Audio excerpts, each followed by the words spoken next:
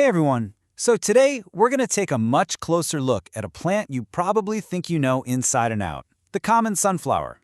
But we're going to peel back those bright yellow petals and see for what it really is, which is an absolute masterpiece of biological engineering.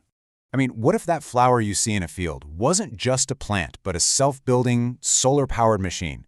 One that tracks the sun with, pinpoint accuracy, runs complex mathematical code, and even manages its own huge social network? Well, that's exactly what the sunflower is. To really get our heads around this machine, we need a new way of looking at it. Forget thinking about nature as just a simple chain of events. Instead, let's imagine it as a kind of cosmic loop, like a planetary recycling program, where absolutely nothing goes to waste. There's a name for this idea. It's called the Ouroboros framework. Basically, it sees the Earth as a perfectly closed system.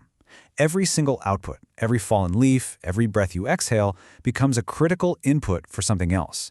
It is the ultimate model of sustainability, and the sunflower, well, it's one of its most brilliant engineers. So here's how the sunflower plays its part in this loop. It all kicks off with what the source material calls the radiant chomp, which is just a fantastic term for the plant's massive consumption of sunlight. From there, it converts that light into actual physical matter, packs it all into a dense seed full of energy and genetic info, and then, when it dies, the soil takes it all back to start the whole loop over again. But here's the thing. This machine isn't just running on sunlight. It's running on some incredibly sophisticated code. These are nature's perfect algorithms, hidden right inside the plant itself. Okay, so let's start with the most famous algorithm, its ability to track the sun. We've all seen this, right? The behavior is called heliotropism.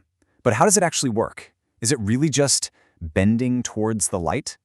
Well, the answer is so much cooler than that. The sunflower isn't just reacting to the sun, it's actually predicting its path. It has an internal 24-hour clock, a circadian rhythm, just like we do. And that clock drives different rates of growth in its stem. So during the day, the east side grows a little faster, pushing the head west. And then at night, the west side grows faster, swinging the head back to the east, perfectly ready for the sunrise. It's this predictive, rhythmic dance. And this little dance isn't just for show. It gives the sunflower a huge energy advantage.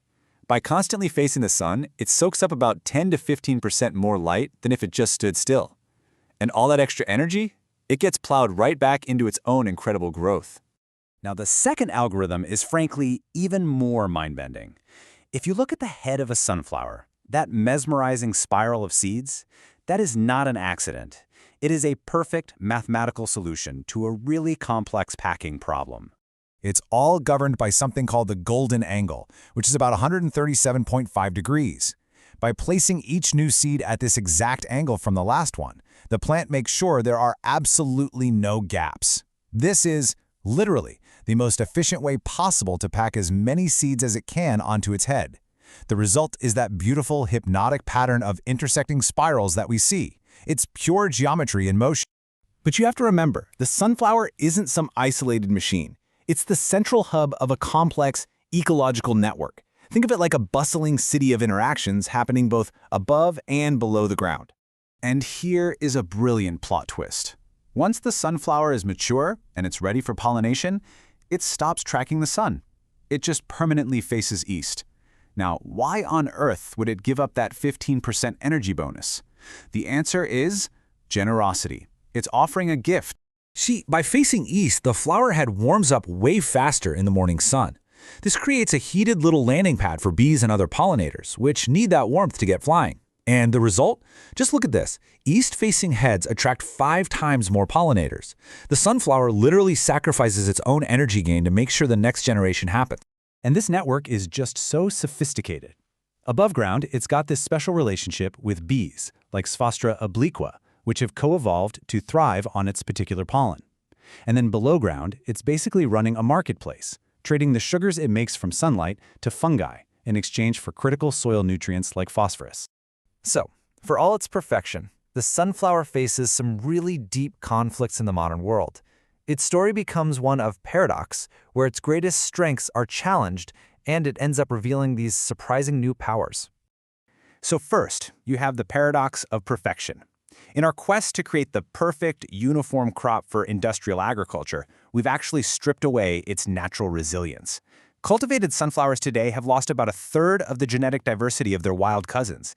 and that makes entire crops dangerously vulnerable to a single new disease or pest. Of course, this relationship between humans and sunflowers has deep cultural roots. The artist Vincent van Gogh famously saw them as symbols of gratitude. But his paintings also happen to capture a very specific man-made paradox. He often painted a variety called the teddy bear mutant, and it's a perfect example of this. A genetic mutation causes all the reproductive parts of the flower to turn into these fluffy, sterile petals. To us, it's beautiful, but for the plant, it's a total dead end. The biological loop is broken. It becomes what's called a terminal spiral that can't reproduce on its own, a symbol of beauty that's completely disconnected from its function. But then you have the paradox of healing. In one of nature's most astonishing feats, the sunflower has this incredible ability to clean up our worst messes. It's what's known as a hyperaccumulator. It was planted at Chernobyl and Fukushima to literally pull radioactive isotopes out of the soil because it mistakes them for nutrients. It sacrifices itself to heal the land we've poisoned. And so, ultimately, our story is deeply intertwined with the sunflowers. We try to mimic its technology, we influence its evolution, and, we still have so much more to learn from its design. This is illustrated perfectly by the smart flower. It's a solar panel array that directly copies the sunflower's sun-tracking behavior. Now, our machine is more efficient, sure, generating about 40% more energy, but just think about how they're made. The sunflower builds itself out of air and sun. Our version requires rare earth metals and complex manufacturing. It's an effective copy, yeah, but it's a fundamentally less elegant kind of prosthetic loop. And that really brings us to the final question. The sunflower spends its entire life relentlessly gathering energy from the sun. But then, at its absolute peak, it stops, turns to face the dawn, and gives that energy away to the bee, to the seed, to the future.